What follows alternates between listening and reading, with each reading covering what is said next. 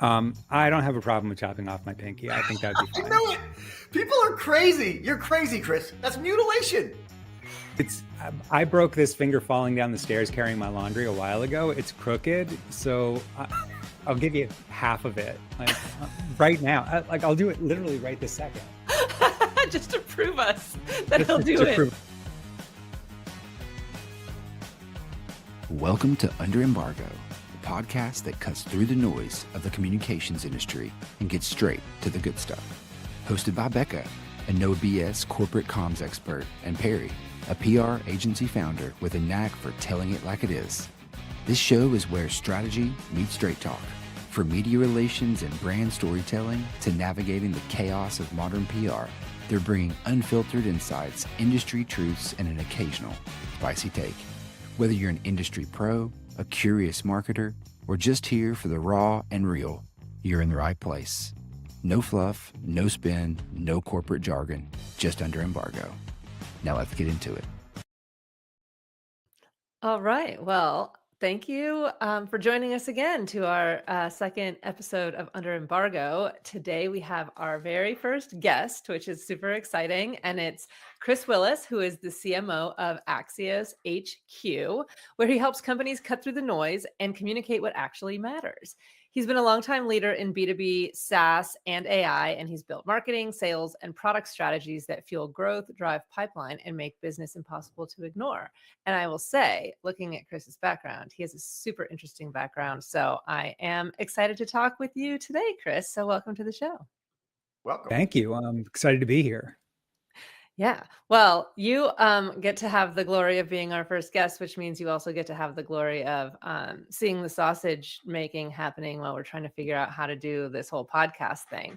But I will say you are a podcast pro, and I know this because I was on your podcast once. You were. I think this is before going we to be start- fine. Yeah, we'll be fine. The thing is like you are the expert and we know nothing. So maybe we just need to take advice from you. One thing I will say is before we started recording, and I had no plans of talking about this, but you said you produce all of your own podcasts. How? I did. Why? How did that start? Give me the story on that. I had several years ago, I had a production company, and the problem that I had with it was I have a very specific flow that I want. I want to start with a cold open. I want to go into me doing the introduction. I have a voiceover artist do the intro for the show, maybe drop in a commercial, and then into the body of the show. And I asked for that. And whatever methodology they were using to build my episodes, they just couldn't do it. And so I lasted one season in a shoe that didn't fit me and got rid of them. And so I use Riverside as my recording mechanism. And then I have to literally take all the video, audio, and content and put it into Premiere, Adobe Premiere, and do all the video production, audio production myself in there. I don't know how I got to that. And I would prefer not to be. I just finished season 6 of Wordbirds. It was a 20 episode run. And I mean, it's hours a week of doing that work myself. I'm fascinated by what you're doing. From start to finish, how much time goes into the production of each one of these things? Like if you had to put a, hard number on it. So I find the person, I identify the topic. So with Becca, I saw a statement she made on LinkedIn about the challenges associated with getting communications jobs. And it was a topic that I'd been thinking about a lot. And so cool, I want to talk about this. From there, I need to put together a flow of the show. I'm not super good at just coming from on the fly. I want to have an idea of what I'm going to talk about. So I put together the questions that we're going to talk about. We could stick to those or we could not. It's just a framework. And then do all the outreach and scheduling and making sure that we're on the calendar, then actually doing the show. Then I have to write all of the introduction content. I have to find and identify the cold open. So she's going to say something either aggressive or crazy, and I want to use that to start the show, and clip up all that video and then do the production work. So, I mean, we're talking a half a day an episode at least, which did diminish over the course of the season because now I have templates in Premiere and I'm getting better at it. But it's time consuming. And when you try and put that against everything else that I have to do on a day-to-day basis, that starts to take up a lot of slack time that ends up pushing things out and extending my day. I love the idea of having a producer. What you're up to is fantastic. And I think probably I'm going to meet your team and talk about what season 7 is going to look like. I don't So think just we could do this without a producer. Like I mean, I don't even just finding time to record in like a day in the life of a CMO is hard. So kudos to you, man. That is super impressive. Well, and I'm Well, see, wondering, this seems like it's easy. what has been the impact of doing the podcast so far? I mean, you're doing this about communications, which is pretty much what we're focusing on too. And I'm just curious to know what sort of some of the feedback has been, or have there been any like big learnings relative to Axios HQ and your whole sort of ecosystem?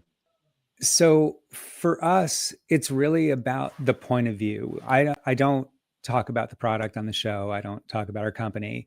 The point of view that we have is that communications as a role is ascending. It's the same place that we were 5 years ago with human resources, that moved away from being HR to being people and culture.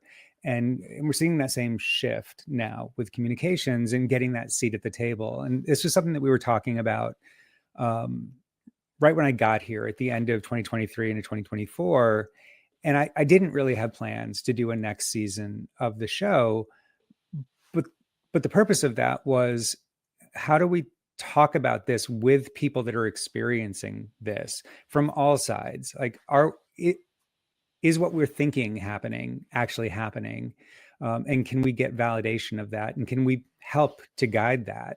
And that's really what's happened. I mean, interesting thing, just a cute little stat, is that of all of the topics, crisis communications, #1 episode with a bullet. I talked to Roberto Munoz of Munoz Communications. He was CCO at Fannie Mae and HSBC about crisis communications. That episode is head and shoulders above everybody else, because again, actionable content about things that people are dealing with, and it's helping them be more successful in their job.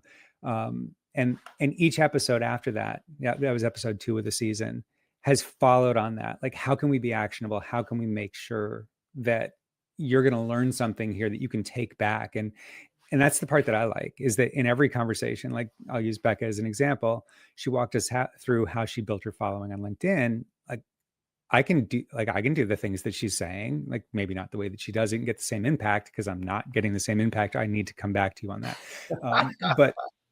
But that allows, I leave that conversation with an action item list. And that's what I'm hoping that listeners are leaving with, is that same action item list of things that are going to make their ascent in communications better. That's kind of the whole point of content, right? Is like give people a value add and something that they can take and make their life better. You said that the crisis communications podcast was the most popular, and that's super interesting, because I also think crisis communications is what driving comms. Comms is getting gutted all over the place, but then there's a crisis and a company's like, oh no, we need comms, right? And that's the thing that then drives companies to hire a comms team again, or a chief comms officer or something like that. Mm-hmm. It's all crisis driven. And I wonder if that is part of the reason why that episode is such a hitter also, is just crises seems to be the thing that then sets in motion, oh, comms is important again.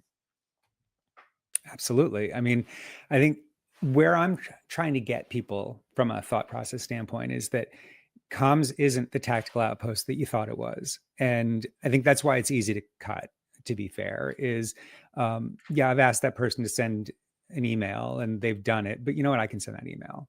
That's comms through the eyes of many CEOs. Right. And the evolution that we need to make is from that tactical to strategic. Show your work, show the value, think about the end result. Who are you communicating with? What are you communicating? What happens if they don't listen? Because there is a downstream impact of communications that doesn't get the press that, like, the downstream impact of the marketing organization and their lead creation gets, that is just as important in driving the business forward. This is an alignment role. This is a business leadership role. But we don't know that when we fall into comms at 26 years old out of college. Like I'm going to put stuff on the billboard, and I'm going to make sure that I follow the CEO's guidance and say the things. There's more to that. And that's the word that needs to get out. And that's the process that we need to build and the steps that people need to follow. So I want to follow up on something that you said when you were talking about the podcast that you do, which is that you wanted to see if what we think is happening in comms is happening. Get sort of validation or contrarian viewpoints about that idea. What is happening in comms in your view? Like if you take a step back and look at the whole industry, what do we think is happening? What do you think is happening? And I guess the logical follow-up is, why is that thing happening? So the best comms organizations, the best leaders are attaching to a business problem. An example that I really liked that I heard from my friend Joanna Parsons, who I'm sure you both know, was that when she was going through the UK's government communication team's goals for the year, the goals weren't send 300 emails. It wasn't create a great all staff. It was find a way to generate, did they do gallons or liters? Some huge volume of blood donation. Yeah. Like their end goal was a objective tied to value. And if that's where you start, then you're valuable to the business. If that's not where you start, if your objective is we're going to do 25 all staff emails this year and we're going to have 3 town halls, you're not going to get very far, because eventually people are going to be like, you don't have to, that's actually not that important. But like this then makes the argument that comms needs to be in the room from the beginning, right? Because if we don't know what we're trying to achieve, how the hell are we supposed to achieve it? And I think this is a huge breakdown in companies where we're saying, oh, we need you to write a press release. Oh, we need you to write an email. Oh, we need a campaign about this. Why? What are we trying to accomplish other than like drive more revenue? Like, yes, we know we want to sell more stuff, but for this, what is this activity driving towards? What is the outcome we're trying to drive? And I do think, to your point, it needs to go, comms needs to understand that. And then they need to speak in the terms of the business to say, this is how we're driving those outcomes. But on the flip side, the business needs to include those teams from the beginning in both an advisory capacity and as far as making sure that they understand, that they know if we do X, Y, and Z, we're going to get A, B, and C. If we're not there, we don't know. And then we can't drive the outcomes because we don't even know what we're trying to do. And we're just going to go and do the stuff that we've always done because we got to do something, right? And I think that's what I see all the time. And that's why comms is getting belittled and called the can you just pretty it up team. Absolutely. I mean, a very real life example of not thinking through what you're here to do. I can't quote who it is, but I can say that it's a police department in a major US city. I was talking to their lead communications person. They have a team of 3, and they were thinking about efficiency in their team and making themselves better and faster and getting more out of this small team. And nobody cares about that. Like that's not the thing. When you look at what they're doing, like those same questions that I just asked of who are you communicating to? What are you communicating? What happens if they don't listen? Ask that over that team. They're communicating with police officers on the street. What are you communicating? Policy, legal updates, things that they need to know so that they don't arrest the wrong people. What happens if they don't listen? We make the press and we get sued. Okay, that's what you're here to do. I don't care. I mean, we can make you more efficient. I have products and solutions that will make you more efficient, but it's not about your efficiency.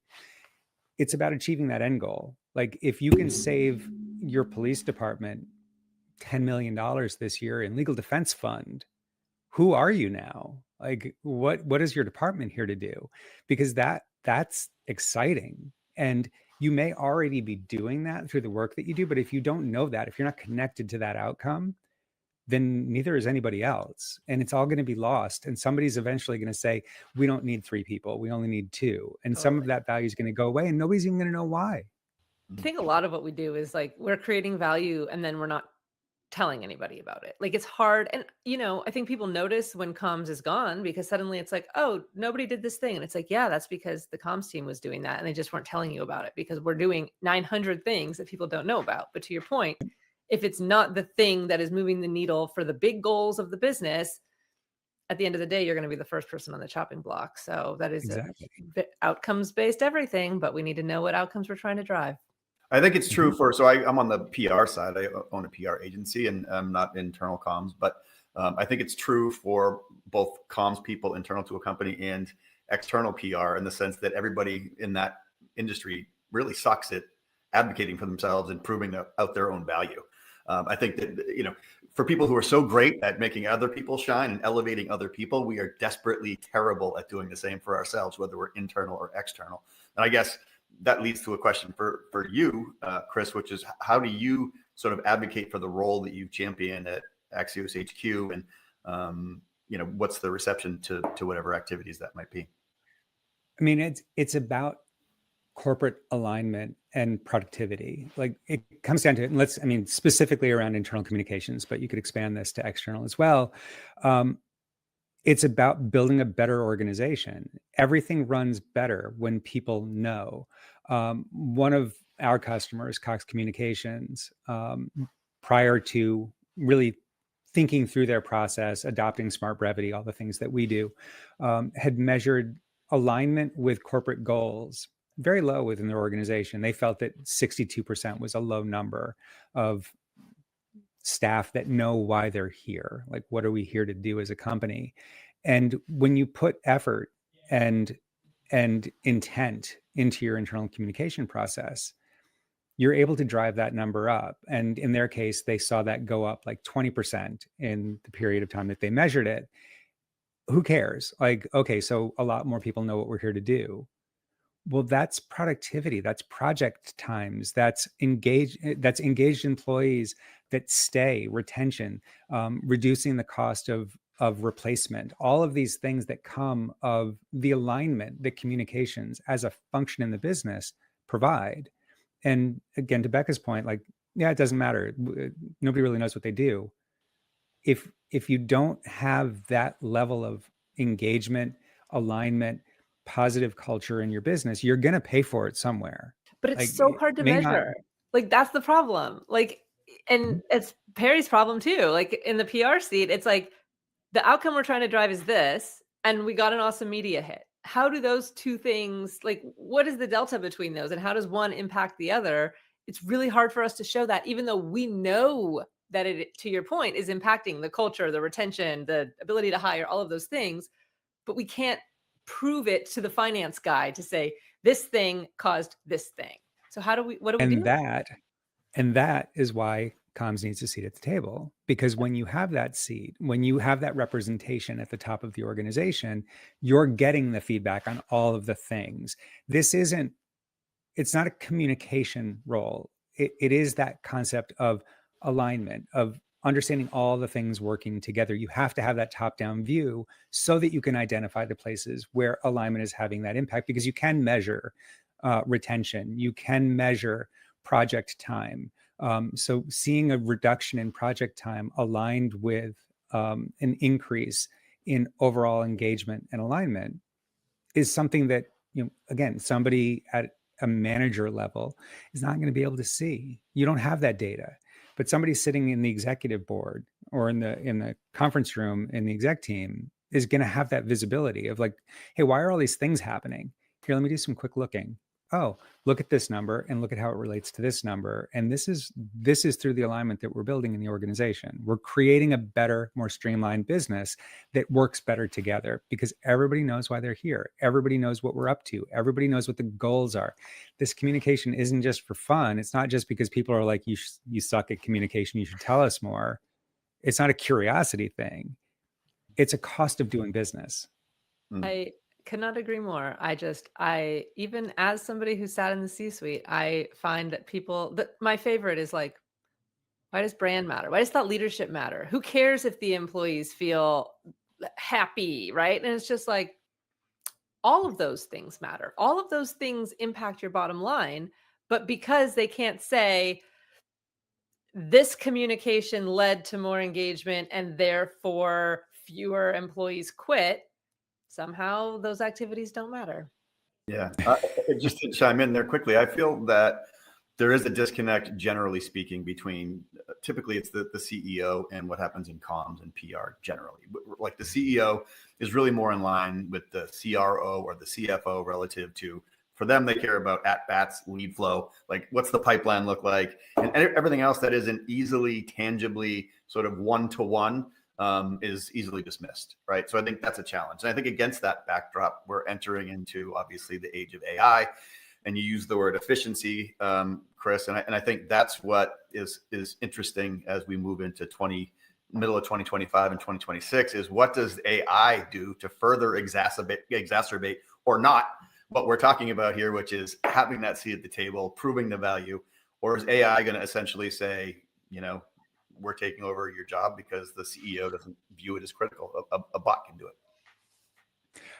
I mean, it's interesting because obviously like my product has AI features in it, but it's still the thought process of how all these things work. So I'll go back to what you just said. Yes, CEOs align with my metrics as a marketing leader. Like I want to know what kind of leads are flowing through the funnel. I want to look at conversion rates and all of these things. But I will tell you that it is challenging to get an organization or even a leadership team around that data. And that's something that our communications organization in my company right now, this is not hypothetical, helps to align. So we had all had last year our own weekly updates to the CEO and executive team. And our communications team came in, did a huge audit, aligned us around 2 weekly newsletters that we do where we report all of our revenue and numeric data, and then all of our action items around projects. Like they did that. They made this consumable so that I can have a higher confidence that my CEO is seeing the right things from my organization because somebody has come in and said, you're blinding us with information. And that comes back to the whole point of like, there's too much going on inside companies right now. There's so much message, there's so much communication, there's email, there's Slack, there's Teams, there's SharePoint, there's all of this stuff. Whose job is it to say enough? Let's make this consumable. And so that connection between the things that your CEO cares about, the CFO data, the CRO data, the CMO data, and the CEO, that's that alignment role. That's that communications person that says nobody understands what you're saying. Like So is this the you've argument? done too much to make it easy. Is this the argument for a chief communications officer in the C-suite, or is it the argument for some new role that isn't quite well defined that people are starting to create right now? I mean, that's interesting. I mean, we think of HR differently when it's not HR. We think of HR differently when it's the chief people Experience officer. team or whatever. Yeah. Right. Do we think of internal communications differently if it's the corporate alignment team or whatever you would envision it being called, that gets more to the point of what it's there to do? Internal communications is brownies on Friday. Corporate alignment is keeping our business together. And maybe it's nomenclature. Maybe it's just we're calling it the wrong thing. And if you call it the wrong thing long enough, people start to believe that it's the wrong thing. Or it's just we're changing, like the role of the communications leaders is changing, right? And what people used to have a PR person, right? And now there's like a whole swath of comms people within an organization who all have very distinct different roles. And I think maybe we're evolving to a place where where we need to like redefine what communications is to a business, because it's not just one of those things. It is this like highly multifaceted function that somebody who does internal comms does not have the same skill set as somebody who's doing PR, right? And we shouldn't just expect that one person is doing all of those things, because that they're not even driving the same outcomes. They're not even supposed to be driving the same outcomes. They have completely different goals. So I don't know. I could talk about this all day. But But No, I mean, but good. good. I mean, it's absolutely a corporate overlay role, right? It's Yes. over everything. And in a way that no other department is. Like the fingers of communication are touching every part of the business at every level in the business. And if that's the case, then envision it in 3D. It's the mesh that wraps your business. Like, and to say that that's not important enough to keep in the business during hard times, like when do you need it more? Exactly. Do you need it when everything's awesome? Exactly. I feel like you need it now.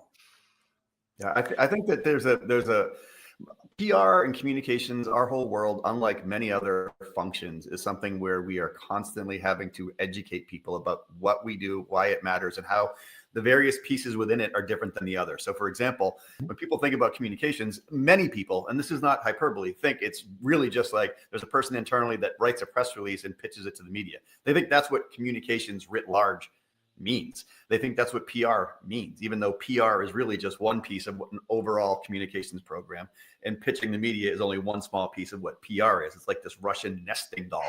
But no one's able to just say that once and have it be heard and understood. You have to constantly sing for your supper and sort of revalidate your very existence, which is just the bane of our whole lives.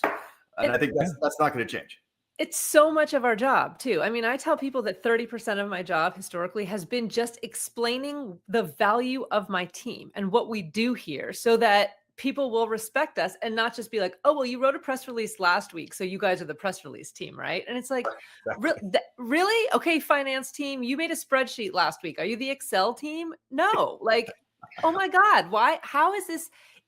It's just a fundamental lack of understanding. And I get that. And I need to be less frustrated by it. But considering I've spent 15 years with 30% of my energy just explaining to people what my job is, like you would think at some point the business would start to say, you know what, more people need to understand this. Maybe business schools would like to talk about communications or talk about the value, the business value of alignment, right? Who does that?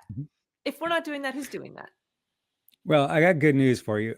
If you're listening and you don't know, Becca just took a new job as a CMO. So if you thought you were done explaining to people what you do and the value of your team, I have bad news. You're just at the beginning of a whole new journey. That's a really good segue, because one of the things I wanted to talk to you about is you are a CMO. You are not a communications person, but you work at a company that is all about the communications person. So you understand the value of comms. How do you as a CMO help to elevate the communications function within your company now, or in the past? You've been a CMO forever. So tell me about that, because so few CMOs do understand the comms value in the real nuanced ways that they should. Full circle moment. You talked about crisis comms being the thing that gets people to care. That's been my job for 20 years. I have also owned communications inside most of the companies that I've been at. In fact, this is the first company that I have been at that I don't. And so the criticality of managing the message, of making sure that people know what they need to know, and being the voice in the business has been something that's fallen to me, which as I made the shift to HQ, made all of this make sense right out of the gates. Like when I met this company, I knew that this was something that I wanted to do, because it's something that I understood in a unique way that I don't think I would understand every job. If I was going to go work at a cybersecurity company, I would need to learn some things about cybersecurity. But walking in, I get what we're up to, and I understand the value, and I know how to elevate this role, and it's organic for me. I don't have to put this on. This isn't a show that I'm doing for your audience right now about how I think communications is important. I live this. I spend a lot of time with our comms people. I spend a lot of time with our communications leader now that he's on board, friend of yours, Sean Garrett. And I think it is exciting to be in a position where my primary point of view publicly is the elevation of this role, because it makes me better in whatever role I'm in. So can I kind of, speaking of the CMO piece, ask you a related question? So there's been an online debate in the past, I don't know, couple of weeks from CMOs, marketers talking about how some people are rejecting the role of a CMO as it relates to today's world, which is much more predicated on lead flow, more like a CRO type thing. Have you seen this argument? And there's a lot of people who are like, you know what happened to, the importance of brand? Like brand was the magic thing that all marketers aspire to, right? To get that halo effect, build that halo effect on your brand. But instead, it's the marketing function in some people's view is being pushed more toward the bean counter role, like pipeline, brand be damned. Where do you come down on that, I guess? And that's very much putting you on the spot. It's a pretty big question. Spare my feelings. No, I mean, I have a great point of view on that. So I'm not a marketer by education. I have a theater degree from a liberal arts college, and I fell into this when we started a company back in the 90s, and the room spun. I'm very, very young. I was very young at the time, but the room spun, and I became the marketing person, and I didn't know what that meant. It just was somebody took the president role, somebody took the technology role, and somebody took the customer success role and left me with marketing. And I think any of us could have done any of those things, but that's the way that it worked out. And so now I got to figure out what this means. And I very quickly, to your point, figured out that it meant I need to fill a pipeline. That's how I get my budget. I like telling stories. I like creating messaging, but nobody pays you for that in most businesses, and especially in the type of businesses that I've been in, because I've been SaaS and startups, and we're not at a point where having a brand would do anything for us. We need to generate leads.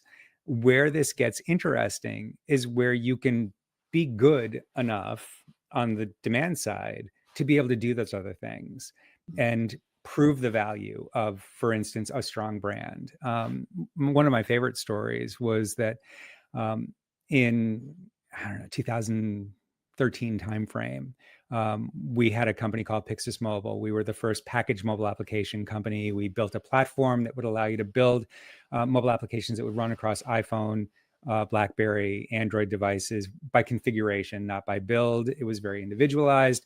And in 2014, we set out to change the name of the company to align the name and the product and the business that we had become.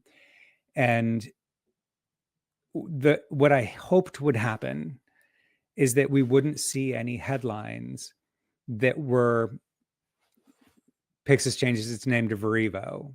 Like, that's not what we're doing here. We're building a stronger business. And so the day that we announced, I watched all the media, and they reported the story that we wanted them to report. Cool, good. We're not getting shit all over it, which is fantastic. That's what we hoped. But the proof was in the Gartner Magic Quadrant. We went up and right, which, if you don't know the Gartner Magic Quadrant, that's the direction you want to go in. You want to go towards leader with high execution. We went up and right with no product release in between the 2 years. It was just based on brand I alignment. love that. We created a better story that all aligned to create a stronger go-to-market and better belief in our business's ability to execute. That's what brand does. And so if you do it right, you're creating increased value in your business. And once you can prove that, like once that's a thing, then you get the keys to the brand conversation. Yeah, that's interesting. Go ahead, Becca. Well, I was going to say, not to mention what you're saying is it's a vessel to better tell your story and connect with people. But if there's 900 companies that all do the same thing, brand is also your differentiator, right? Brand is also the thing that makes people care about you, right? Why would I buy from Perry and not from Chris? Well, I like Perry better. Sorry, Chris, right? Like, that's it. It really comes down to that. And I don't really like Perry. But it really matters. And when I talk to people all the time about like building a personal brand online and how I did it, and 90% of it is like, I just show up in a way that is authentic, and people vibe with that because they're like, oh wait, that's real, right? And that's why they follow me. It's not because I'm selling something better. My product isn't better.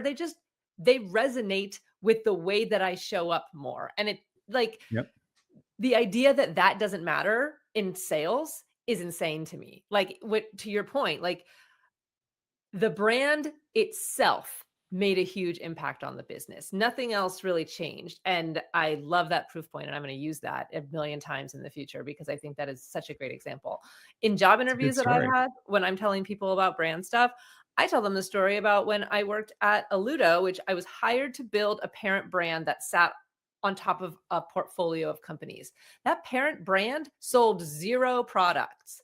I had to build a brand and then sell that brand. That is a really interesting thing, but it goes to prove that like a brand can exist without the whole demand revenue thing if you need it to. So anyway, I think about it. So, especially when you're talking about a crowded competitive field and people are trying to differentiate with features and functionalities and checkboxes and this kind of stuff. And that was how I came up in the PR world, basically, was in the SaaS world with like a CRM thing, fighting against like the Salesforce's sales lofts, like everybody doing the same stuff. And every 2 weeks we put out a release about like, this widget we announced and we booked 15 meetings. And they're like, oh my God, they have this widget.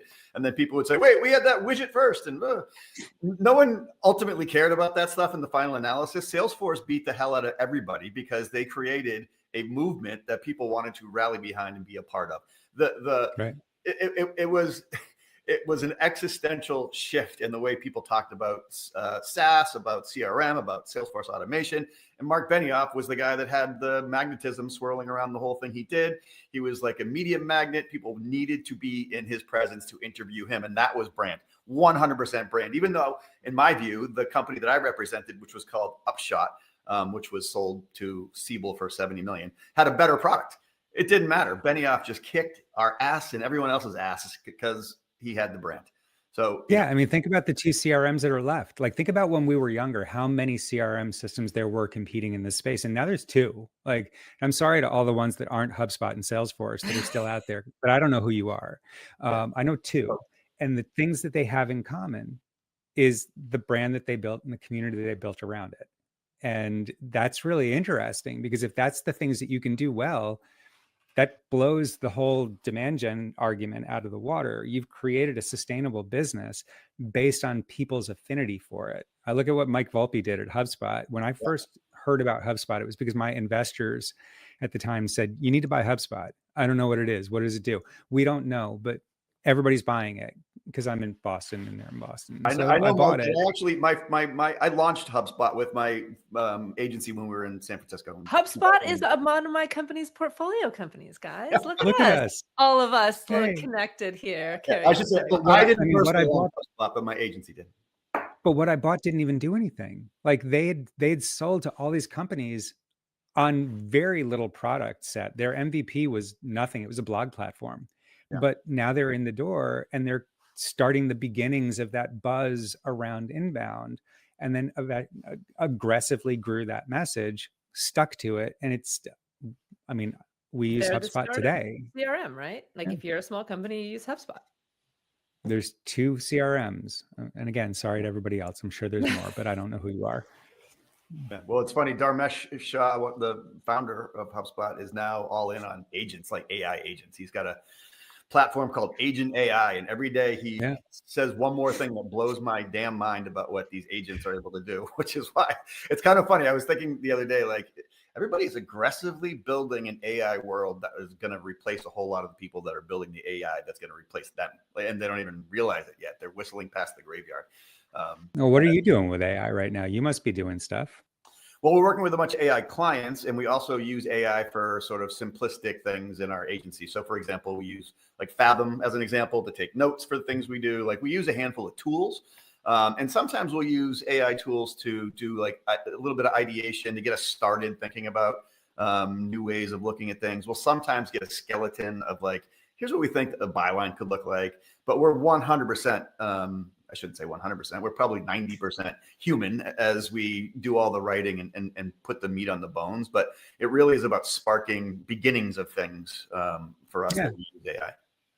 I mean, I don't love, because of where I've been and what I've done my last couple jobs and this job, I don't love the idea of creating content with AI. I think that there is a human aspect to content that's necessary, but sitting where I sit with a calendar that is a solid block every day, the ability to build a relationship with, I call him Chad, but it's ChatGPT. It's just easier to call him Chad.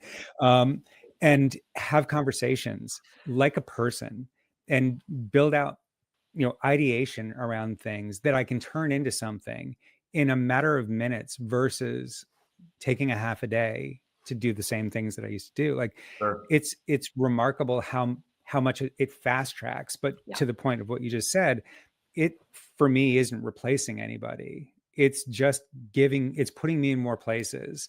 I'm getting prep for meetings. I'm getting ideas on how to synthesize messaging to create a better outcome. Like it's just making things faster for me. So I have like my assistant, my strategist, my content creator, all living in this environment, having these ongoing conversations that I've been having for like the last 2 years.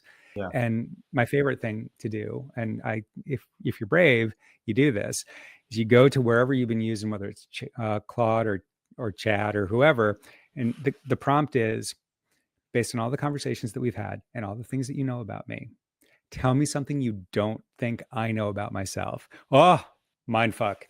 I do this one for sure. Yeah. I love it. No, I mean, I have not done it.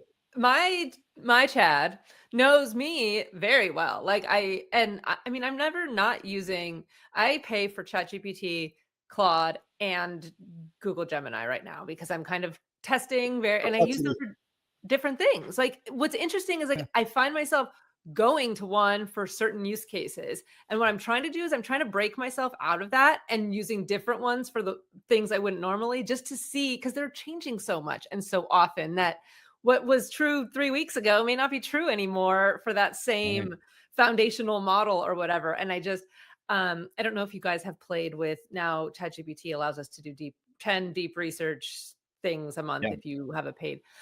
I have been digging into that, and that is the shit that is mind blowing. I mean, the agentic stuff when agents will be running all of our things, I can't wait for a lot of that because my ADHD brain, like that will make so many things in my life easier.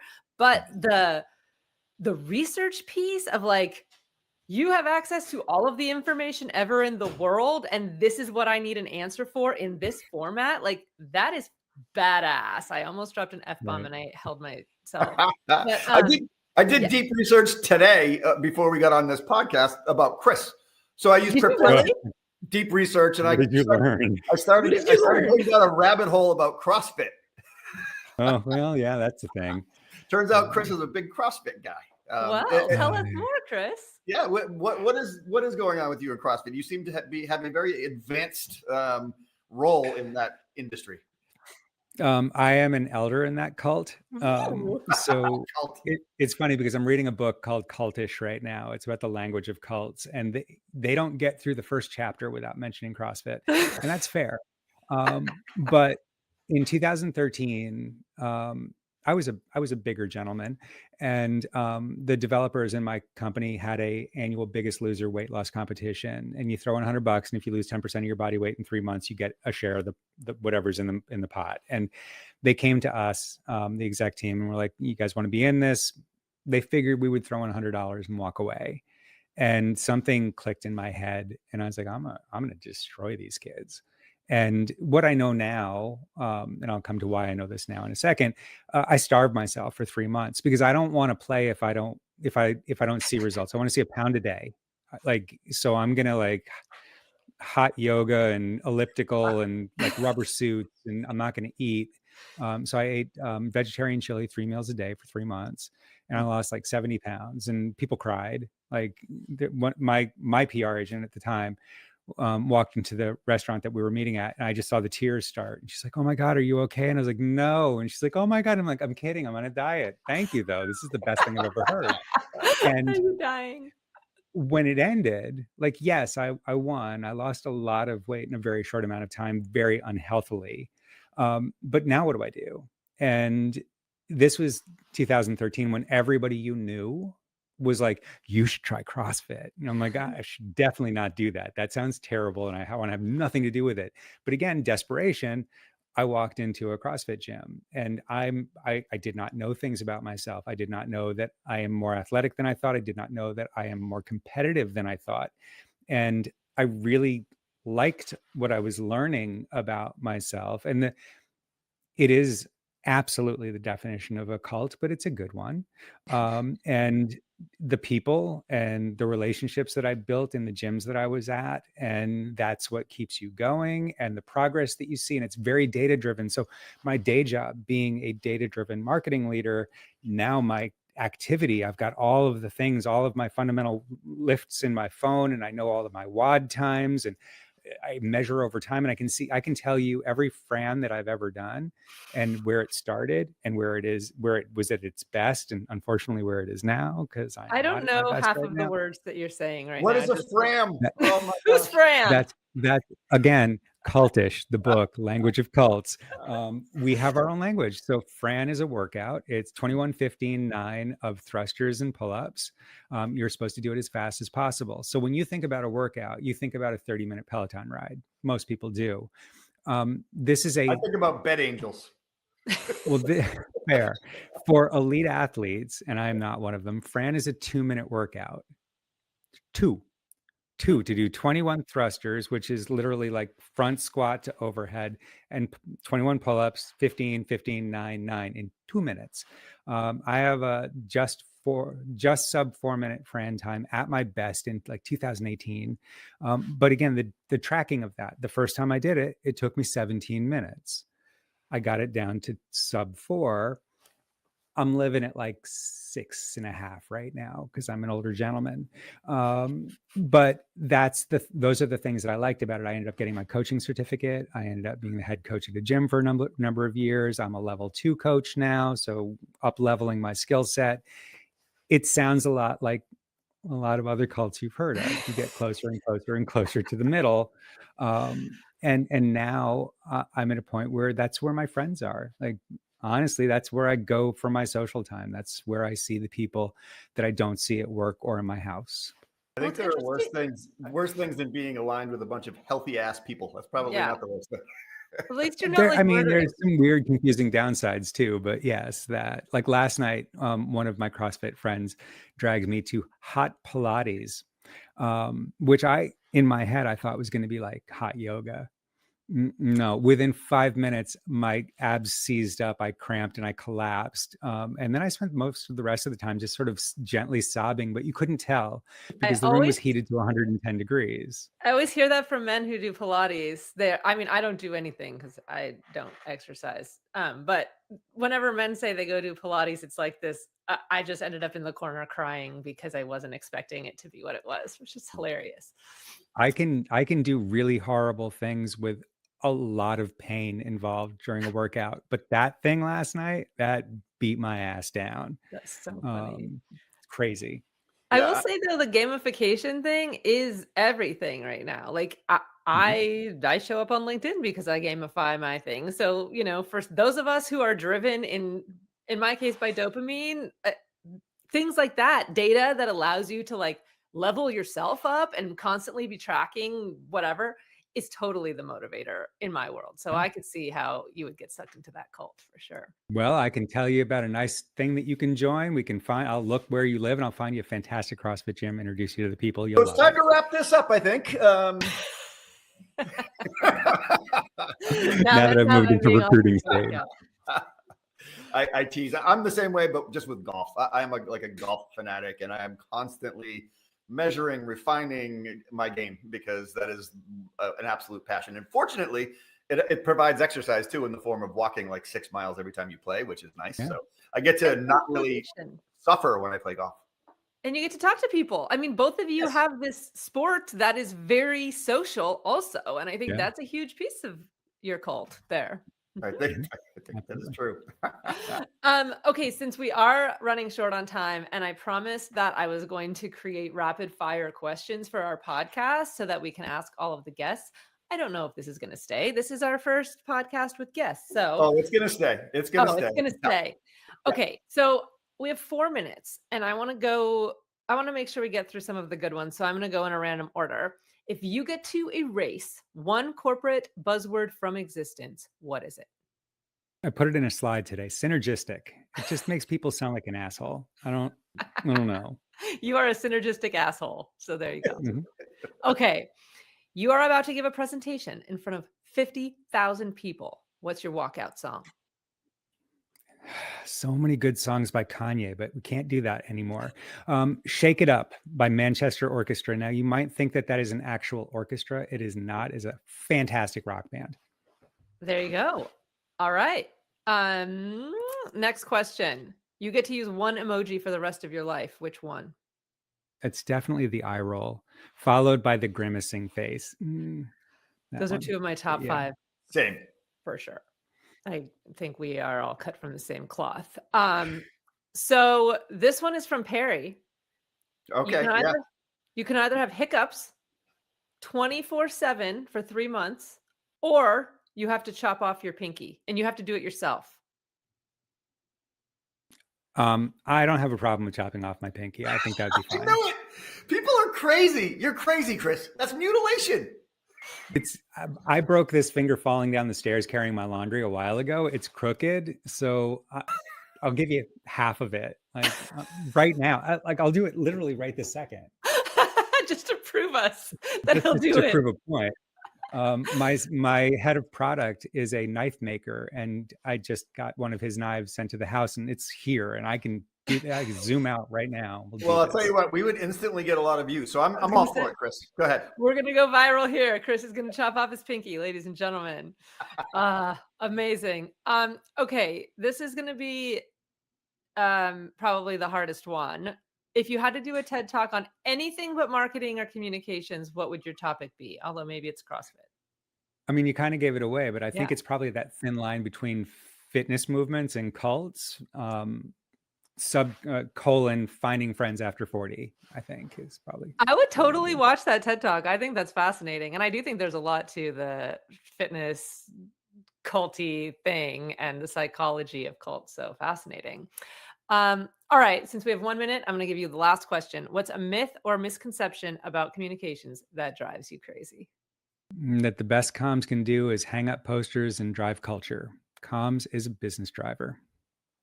Amen. Oh, mic drop. I know. With that, I don't even have anything to say. Thank you, Chris. I do have one quick thing to say, which is that yesterday I did a blog post or 2 days ago about if you are asked at the end of an interview, what didn't I ask you, or do you have anything final to say? Have that mic drop moment. And I think we just had one right there. You are a man who has been in comms and knows how to do that. Nice work. I guess we could ask him do you have anything you want to add though? Because that's fair. I mean, I think you just added it, but you're welcome to. We talked about work and CrossFit. I don't really have much else going on. Well, there's the pinky and the knife thing, but we'll save that for a different time. That's the next show. Yeah. We're going to cut off pinkies. Well, thank you, Chris. Thank you, everyone. Chris is from Axios HQ as a reminder. And we'll see you on our next show, everybody. Thank you for joining. And thank you, Chris. Adios. Adios. Bye-bye.